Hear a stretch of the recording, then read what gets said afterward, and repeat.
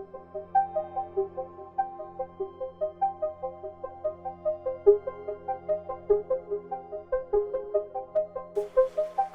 store at the JPS Gallery, take 487. I'm Bill Barminski. I'm an American artist from Los Angeles, California. I work as a sculptor, a painter, and a digital media artist.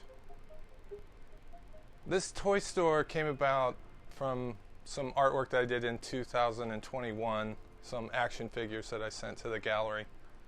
I've been doing G.I. Joes and action figures for a long time, and the selection of this one focuses mainly on moon landing and astronauts and things like that, because we made a vinyl toy that was the one that was made in 2021. So we have Take Two astronaut, he's Kubrick, Astro Man. We have Mouse, we have C-3PO, we have X-Wing, Boba Fett. We have Michael Collins, Dark Side of the Moon. This record player actually works. You turn it on, you can hear Dark Side of the Moon by Pink Floyd. We have Mystery Object at 20,000 feet. We have the Missing Astronaut. And we have UFO number 7 over Bakersfield. And a lot of the artwork, the toys are, things that I played with as a kid. And they appeal to me, just for the fun of it. Now we've stepped out of the toy store into a dark alley. It's a phone call. See, like all pay phones, they're broken. And here you have detailed screens with the videos playing of all the information that they're going to need for landing on the moon, or filming the landing on the moon, or in a studio, or what have you. So we're sitting in Mission Control, which is behind the toy store. And the toy store is just a fake toy store, even though it's real. But it's a front for what's behind it, which is Mission Control for the moon landing installation. And this is a replica of the Mission Control Center from NASA, all done in cardboard and with props that you can handle. You can touch everything in here if you want.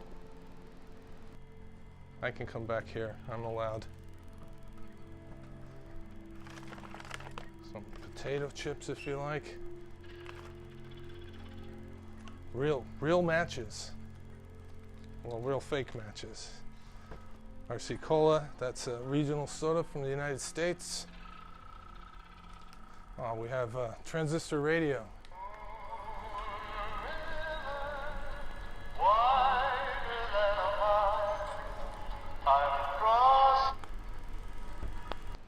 Part of this installation deals with conspiracy theories like the moon landing hoax, and I've always been interested in conspiracy theories, not whether they're true or not true, but the idea of them being so complex. One of my favorites is Paul is Dead, and how people seek out all the clues, that they find clues in the existing work. And that's the same thing with the conspiracy theories surrounding moon landing or Bigfoot, whatever you want to talk about. And here's our 3 astronauts with the main one in the center, Michael Collins, and these other dudes.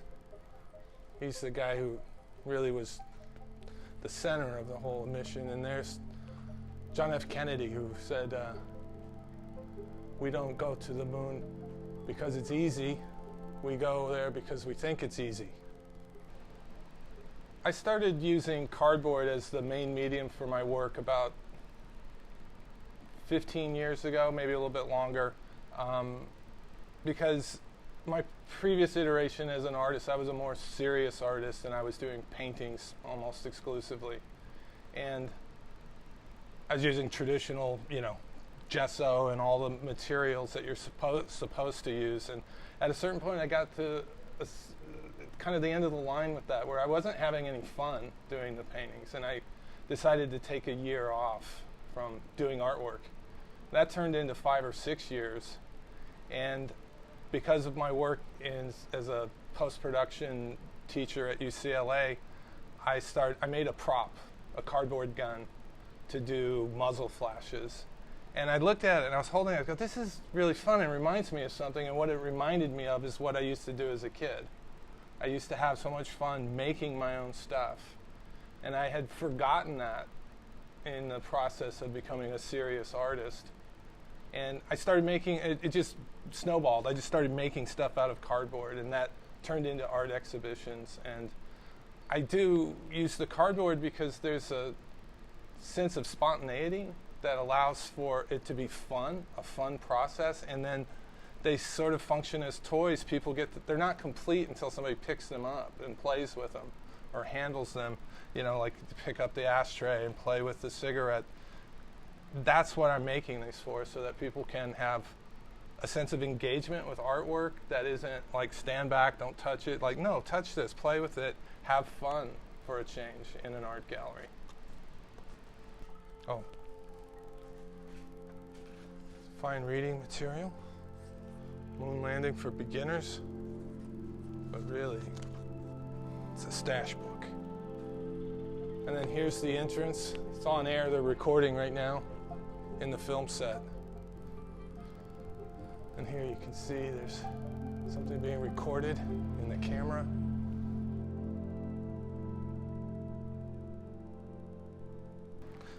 All right, so this is the third part of the exhibition. So we're standing in the studio, the production studio for the moon landing. As you can see, Stanley Kubrick's chair is here. The camera is ready. Our astronaut, which is made out of paper and cardboard, and the centerpiece, the first steps on the moon. The first step, not even steps, there's just one at this point. And somebody left some of their cigarettes and trash along with it.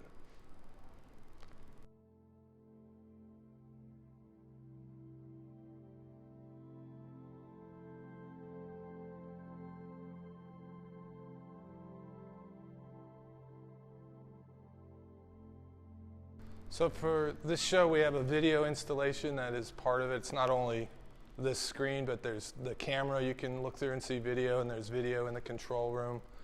I've always been doing animation and video work for years. It's something that's a passion of mine. And I've always incorporated some form of video installation to my shows going back to the early 1990s. And this one is, you know, based on the theme of the show. There's a lot of Asteroids is playing right now, which was a game I loved as a kid. Every quarter I could find went into that, and there was also Invaders. But there's more. There's animation. This is the actual vinyl toy that you can get, and since it was scanned as a 3D model, I could animate it as a 3D model. And you know, that's it. I hope you enjoy the entirety of the whole show. There's a lot to see. Make sure you go through the secret passageway and go past the toy store into the film set and the control room.